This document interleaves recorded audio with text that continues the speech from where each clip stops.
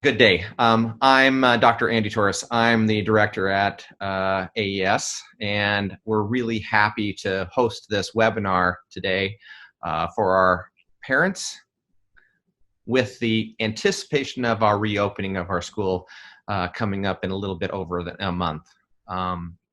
My team and I have been working on preparing for you a variety of materials and information that will fill in some gaps that I think many of you have been wondering about as far as the reopening, the processes, concerns that we have for your children and their safety and security, and ultimately the design of the instructional program as we move forward.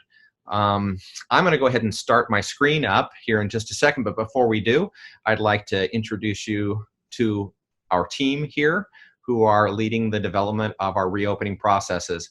And I'll start with our new elementary school principal, Mr. Charles Bellamy. Charles? Hi, I'm Charles Bellamy. I'll be the new elementary principal at AES next year, and I'm really excited. And my name's Anthea Clifton. I'm the middle school principal, and it's welcome to a new year. Hi, my name is Iftikhar Saeed. I'm the high school principal. Hi, I'm Dr. Shirley Drazy, and I'm the Director for Teaching and Learning. Hello, everyone. My name is Ilva Kovac. I'm the Director of Admissions here. Welcome. Hi, I'm Nada Collins. I'm the Deputy Director. All right. Today we are going to talk to you about a variety of things. And one of the reasons that we are here today is to connect with you and to help you to understand what we have as far as our programs and our purposes that as we move forward to opening the school.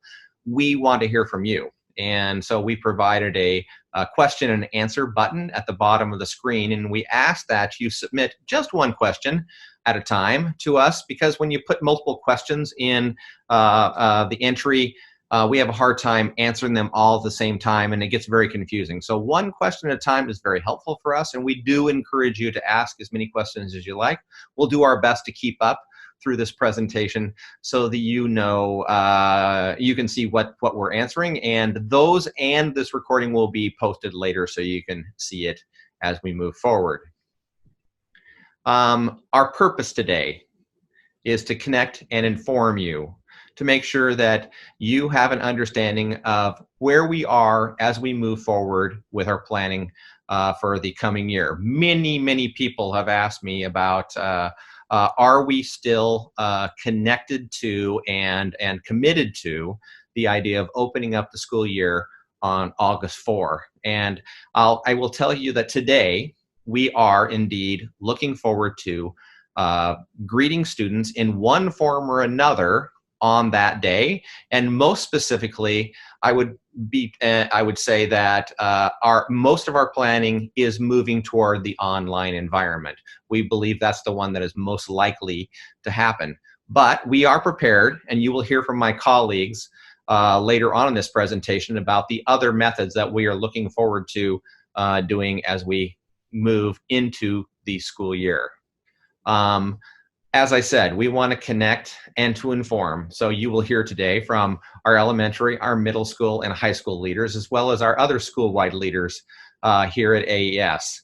Additionally, we're going to provide you an overview of our programs, and we will have some announcements and communication of engagement events and important dates.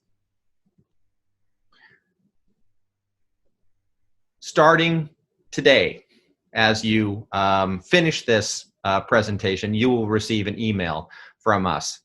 It will be a overview of what we've talked about today with you, and then ultimately we will also give you specifics around these important dates that we will be telling you about as far as our engagements go. Our engagement events will occur twice weekly, and these engagement events start today with these two. We're doing a new parent session and a returning parent session. And then on July 7th and 9th, and twice weekly through the month of July, you will have an opportunity to hear from us, to hear about different aspects of our programs at AES, and to build a deeper understanding of how we're meeting your students' educational needs, their social emotional needs, and the needs of you and your family around safety and security. Also on August 3rd is our pre-opening parent orientation webinar. And during that time, you will hear about the very specifics around how and what you need to do to make sure your children get started right away and in an appropriate way on that very, very important first day of school. I want to call your attention to our pre-opening playbook, which we published several weeks ago. The URL is at the bottom of the screen, and you'll see that in the Q&A and the messaging feature of our webinar today. I encourage you to continue to look that over, as we will be updating it occasionally through the month with a updated question and answer, frequently asked questions list. And if there is any specific updates around content as we move forward in our planning, we will also incorporate that into our playbook moving forward. We also will be considering a variety of methodologies around how we might consider the manner in which we will be opening. We have a 3-point threshold that we're looking at right now for our reopening of our school. Ultimately, though, our focus right now, as I said, is on those online programs that we're calling connected campus learning programs. And so please go to the playbook and look at that information that we have there. And please review it as we go through the month, and we will call your attention to it if there are any changes. I really do believe that we've done a lot of work, so a lot of work up to this point. And as I said, my team here that you're hearing from today, our teachers, our tech experts, and support staff have been doing a tremendous amount of work behind the scenes to make sure that we are going to be ready to meet the needs of your children moving forward. I'm going to turn it over to Dr. Nada Collins, and she's going to talk to you a little bit about safety and security on our campus. Thank you, Andy. So I want to talk to you today just a little bit about what this looks like, what our campus looks like when we are within our hybrid or our on-campus models. What kind of changes we're making here on campus to ensure that our community is safe. I'll talk through a little bit around some of the professional guidance that's steering these conversations, as well as some of the routines we're developing and campus modifications. Andy, can you take me to the next slide?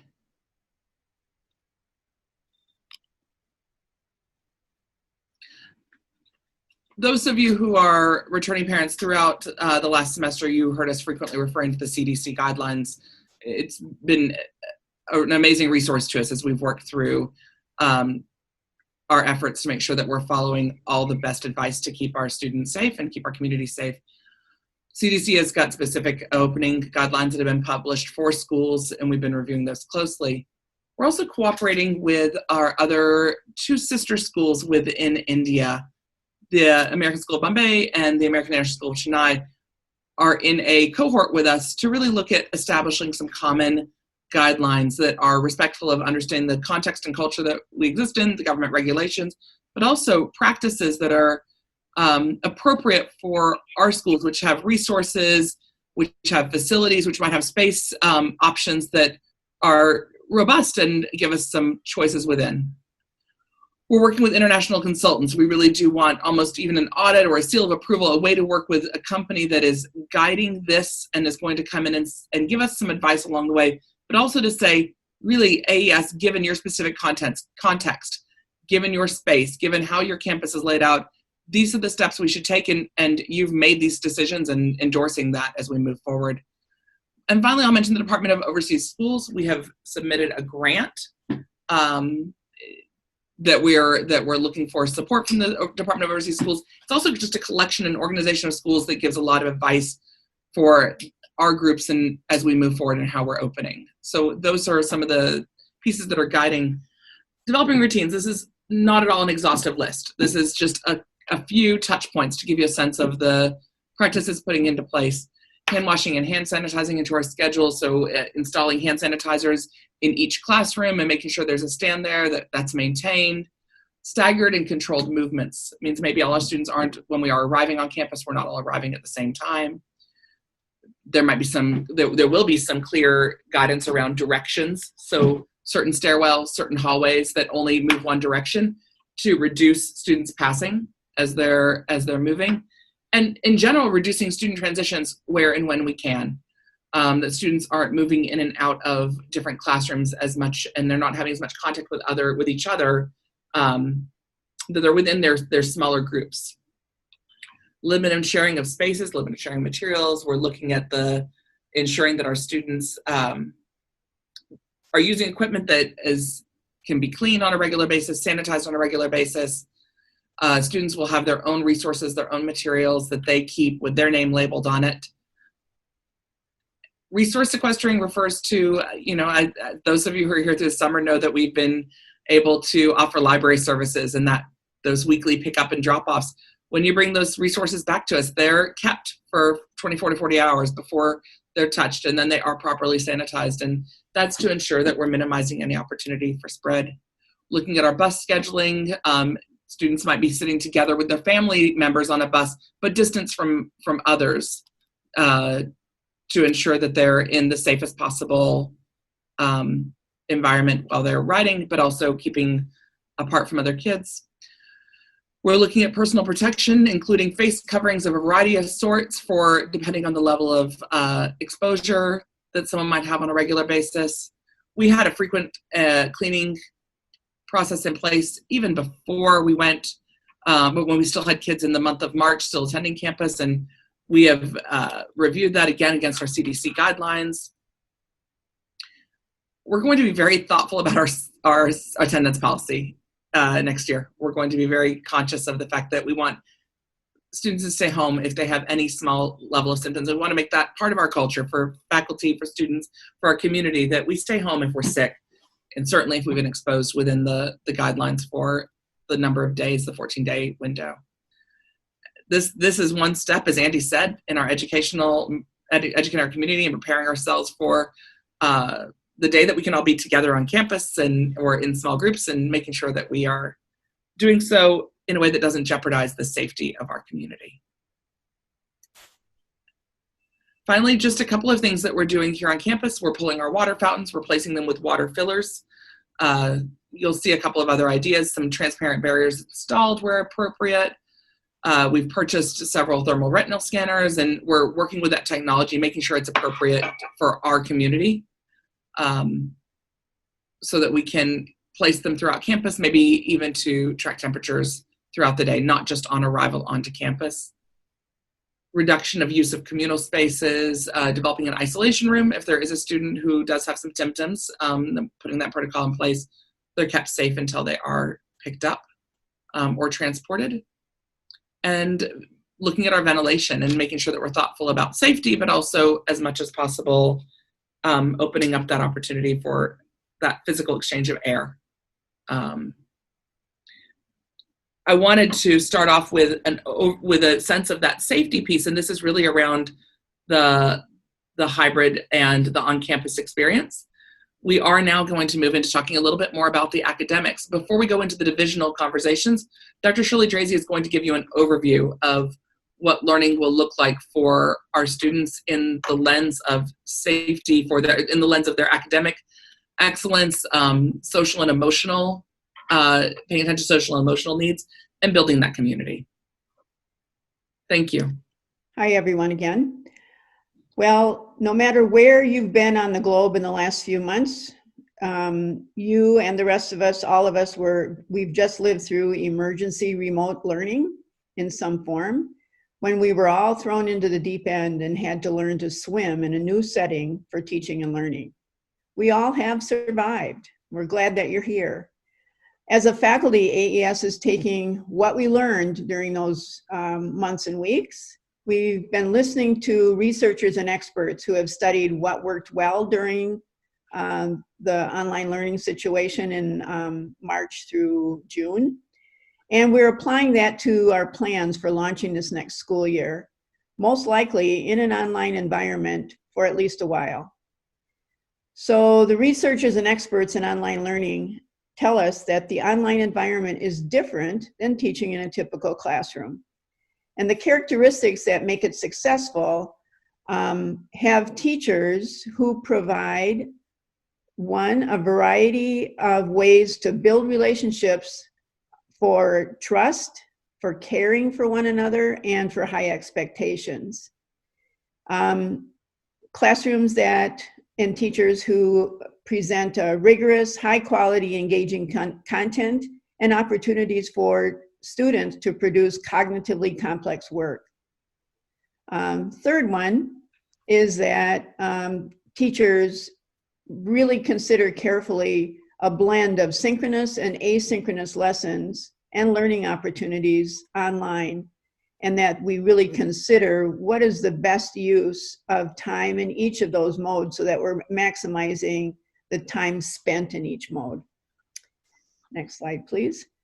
The fourth one that, again, researchers are taking a look at are effective if we have opportunities for practicing skills for being independent in the classroom or in the learning environment, and that we encourage or we provide opportunities for children to apply those skills in real world problems, and that they are growing in their understanding in the content areas. So it needs to be a rich learning environment.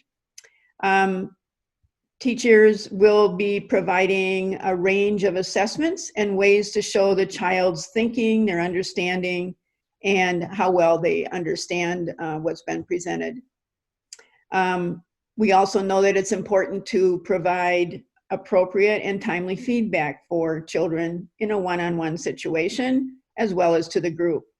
And then lastly, we know that we need to provide many different ways to connect both one-on-one teacher to student, in small groups, teacher to a small group of children, students possibly leading a session or giving a presentation, and then teachers, of course, leading sessions as well. So these are the areas we are paying attention to as we plan to open school in an online environment.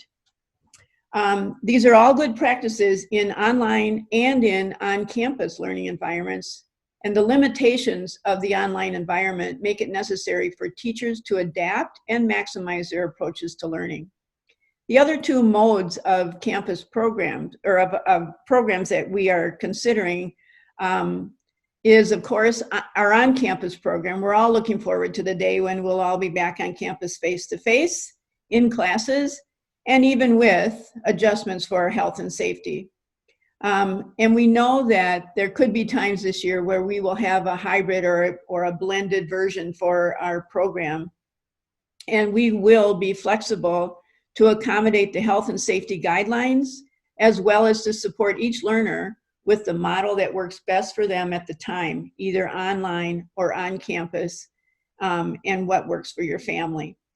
So generally, AES will be ready to actively move between the three modes of AES learning as needed across the next opening of school and the next weeks after that and across the year. Please also, I'm going to give you a reminder too, to please take a look at the pre-opening handbook. We will keep that updated, and the URL is there on the slide as well. So, and now I'm going to introduce Mr. Iftikhar Syed, who is our high school principal. Hello, everyone. Once again, thank you for joining us today.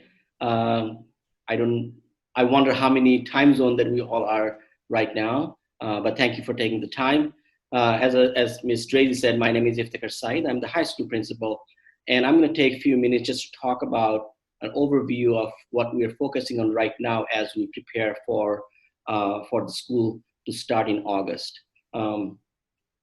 Joyful pursuit of excellence in academics, athletics, arts, and service is what we remind ourselves, and I'm reminding you on a daily basis. But as you know, that joyful pursuit of academics, arts, service, and athletics, that can only happen when we have taken care of the student well-being. And that's where we're going to start as we create the systems and our thinking when it comes to opening the new school year. Advisory program in high school, which we call home base, will be integral part of that. Our counselors will be working with the faculty, and the faculty and the counselors will be working together with the students to make sure that our students' well-being, social emotional well-being, and physical well-being is well taken care of. Once that is set, the next step is really the focus for us is to make sure the academics are in place. We have the same set of excellent teachers in high school that you came to know of if you are a returning parent. We have few new amazing teachers who are joining in August from all over the world, and they're super excited to join AES. When it comes to students, all our 9th graders are new in high school, and we have around 20 to 25% student joining us in any grade level most years. So a lot of newness, and we're going to make sure that when it comes to the new students and returning students, the consistency of expectation is there. So when we do what we do, how we do it, it needs to be consistent among the grade level, among the teachers. And as parents, you should have a very clear understanding of what happens, when it happens, and how it happens. And we'll make sure that our communication is clear to you to get there, so that you don't never have to really look back 10 emails back of what I said about high school. So it'll be, hopefully it'll be very consistent. I hope you have received an email from me a few weeks ago, both returning and new parents, about the introduction of our counseling team. We are really focusing on three layers of counseling. The most important one right now is social emotional counseling. And obviously when we start the school year, we're gonna talk about academic and university counseling. And for the first time, there will be one specific counselor who will be really leading the charge of social emotional well-being at high school. And if you haven't received that email from me about the introduction of counseling team, let me know, send me an email, and I will share that email with you again.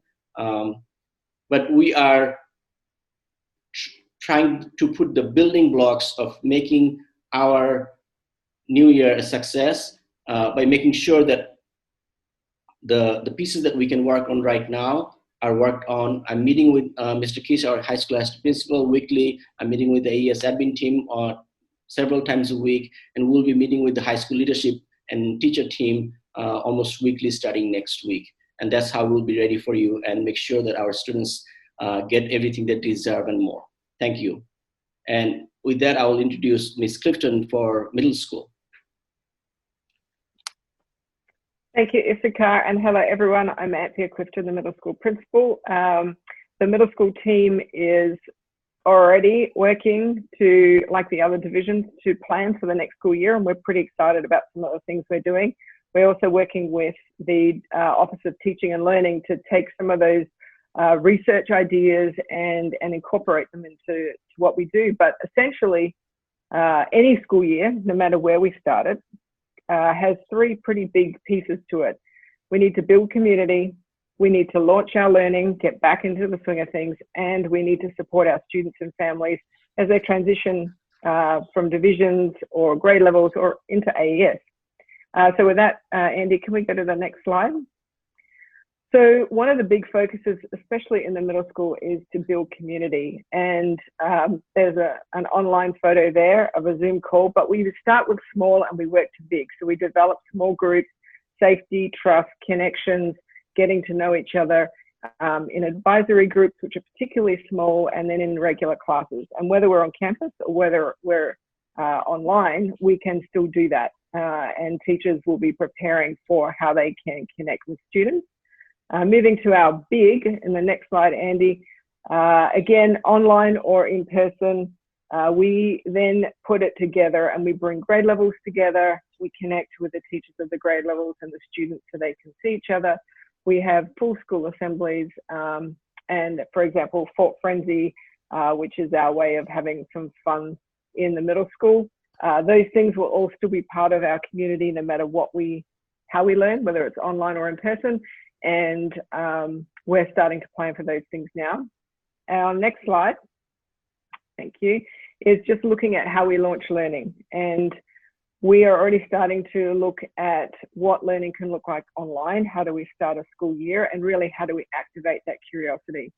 When you start a school year, you start with building relationships. That's teacher and students, students and students in the classroom. You build routines, you build systems, and you build expectations. And again, those things can happen online. They just look a little differently. And so some of those things that we're working on right now is developing some tech tools, some tech training for students, so that they either remind themselves or they develop their new school skills on how to work with Google, how to work with PowerSchool, and the expectations we have for that. So we're starting to think about the launching of our learning, and which is always a challenge at the best of times. And then in slide 5, I think, Andy, the next one, thank you, is similar to what Iftikhar was saying. It's around supporting students, making sure that their well-being is being taken care of. We have a huge number of adults that can support. We have learning support teachers, EALs teachers, we've got our counselors, our middle school tech team are there to support, and the office team. We all are here to support. We had a little technical difficulty with Anthea there. That's all right, though. We'll just keep going. Charles, go ahead. Okay. Hi, I'm Charles Bellamy, the elementary principal, the new elementary principal at AES next year. I want to thank all of you elementary parents that have taken time out to join us today. I want to spend a few minutes talking about the elementary perspective on some of the big themes that we've been talking about throughout this webinar. Building community, our connected campus learning programs, and supporting families. We've talked a lot about community. You know, it's a very big piece of who we are at AES, a community of belonging. With every year, we have new students, we have new teachers, we have new families, and it's just extremely important for us to begin our year building those connections and community. So you can expect as an elementary parent that we're going to spend significant time at the beginning of the year, a significant number of days at the beginning of the year, focusing on building that activity, connecting students, returning students with new students with new students, but just in a very varied activities that are developmentally appropriate across our grade levels. We want to focus on that, and we will pay a lot of attention to that. Our connected campus learning, you know, when we start talking about an online mode of learning for elementary kids, we really want to look at the structure and the schedule to provide as much predictability in schedules and routine as we can. Again, building that structure and that schedule and balancing the synchronous and asynchronous learning in ways that are developmentally appropriate across our grade levels. When your range is kids from 3 to 4-year-olds through 5th grade, that it's going to look different in each grade level, but we want to provide that structure and predictability, which provides security for our students and helps them be successful. We've talked a lot about support. You've heard it from the other divisions. We will continue, no matter what the mode that we're in for delivering instruction is, we will continue to provide the support that all students need through our learning resource, through our counseling office, through our EAL, through our tech support, through leadership. No matter what the mode is, we will continue to provide the support that each of our students need. I talked about structures and schedules and having routines that are predictable. But in our consistency, we also have to be flexible. We know that we have families on our campus who have multiple students at multiple grade levels, maybe all 3 divisions, or maybe I have a family that has 3 or 4 students all in elementary. We understand that. We understand that we also have to adapt and be able to work with those families and help them manage what that looks like in a virtual setting. So we're thinking and planning for that as we're developing our programs. again, supporting families, and I've put technically, socially, and emotionally. We know that elementary is different. We can't send an elementary student away after a synchronous learning event or a Zoom meeting and ask them to spend 3 hours doing independent work. So we are going to, we know because of that, our parents play a big role in helping us deliver a virtual mode of instruction. So we're looking at ways to help our parents with that, helping them through education, through training, through knowledge of the tools that their students will be using so that they can support their learning. The COVID struggle is real. Part of being socially and emotionally supportive for students as families is acknowledging that right now there's no one on the planet that hasn't experienced anxiety or uncertainty or even certain levels of fear about the global pandemic. We're committed to helping our students deal with that, helping support them and be there for them and our families as we reopen our school and deal with the impacts of this pandemic. Again, I'm very excited about being here next year. I look forward to meeting you all in person. Our admissions director of admissions, Ilva Kovac, has some information she'd like to share with you. Thank you so much, Charles. So my name is Ilva Kovac, and I'm the director of admissions here at AES. And we know that the past few months have been difficult for everyone around the world. While much uncertainty exists around how and when school reopens, we know that community support and strong relationships will be critical to get us through this pandemic crisis. So at this time, we are preparing for both virtual and on-campus family orientations.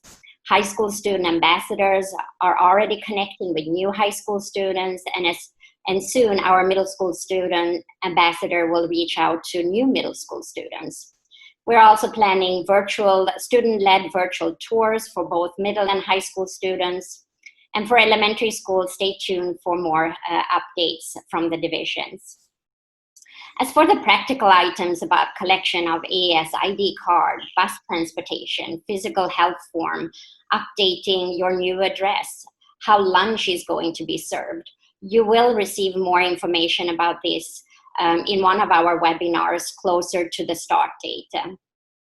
If you're overseas and arrive late, don't worry, we'll be here for you virtually. Set you up for orientation sessions, counselor meetings, and connected campus online learning. We'll guide you through this one step at a time. The coming month will mark continued transition for everyone in our school community as we prepare for a new academic year that will offer new types of relationships, learning, and operations.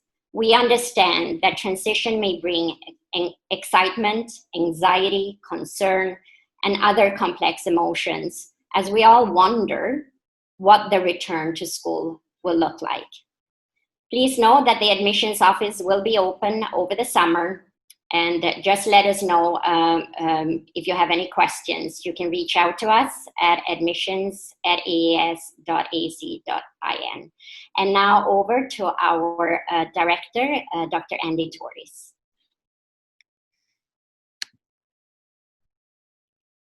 Thank you, Ella. I just want to reiterate that we will continue to update our back to school playbook. In it has a comprehensive FAQ list that will inform you of many questions that we've heard over the last couple of months that I think you'll find to be quite useful. Ultimately, you can find that and much more information around health and safety issues, our modes of learning, and ultimately our plans to address the concerns that many of you have. Again, look for your email coming out today about the upcoming training sessions for our parents. And ultimately, we are also going to be launching our new website on July 1.